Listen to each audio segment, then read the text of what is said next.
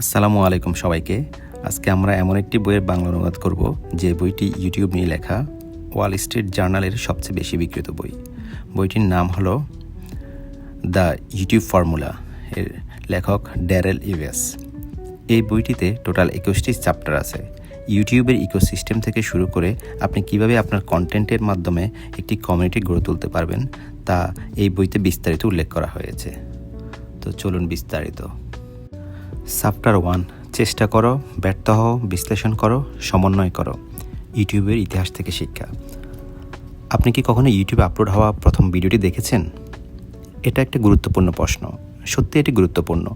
আমি এটা বলছি না শুধু আমি ইউটিউব বিশেষজ্ঞ বলে, বা আমি এটা মনে করি যে এটা উচ্চতর মানের একটি কন্টেন্ট।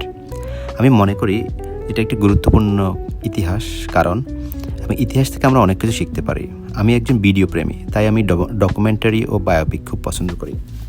এরা আমাকে মুগ্ধ করে, কারণ অতীত সম্পর্কে জানা আমাদের বর্তমানকে বুঝতে ও পরিচালনা করতে সাহায্য করে। যখন আমরা ইতিহাস অন্বেষণ করি তখন আমরা দেখতে পাই কীভাবে সিদ্ধান্ত ও ঘটনা মানুষকে প্রভাবিত করে, ভালো হোক বা মন্দ, এবং কিভাবে তারা মানুষের পরিবার, কমিউনিটি এবং শেষ পর্যন্ত পুরো বিশ্বকে প্রভাবিত করে। কিন্তু ইউটিউব ও অর্থ উপার্জনের উপর লেখা একটি বইতে আমি কেন ইতিহাসের প্রভাব নিয়ে কথা বলছি? আমি বলি কেন। যে কোনো বিষয়ের ইতিহাস অধ্যয়ন করা সেই বিষয়ের উপর গভীর জ্ঞান অর্জনে সহায়তা করে, যা সেই ক্ষেত্রে সফলতায় সাহায্য করে। এটা পরিষ্কার হওয়া উচিত যে ইউটিউব নির্মাতাদের ক্ষেত্রেও একই নিয়ম প্রযোজ্য।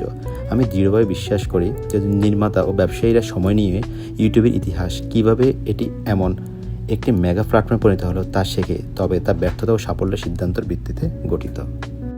আসসালামু আলাইকুম সবাইকে। আজকে এ পর্যন্তই। তো আমাদের পরবর্তী চ্যাপ্টারের অপেক্ষায় থাকুন। আল্লাহ হাফেজ, ভালো থাকবেন সবাই।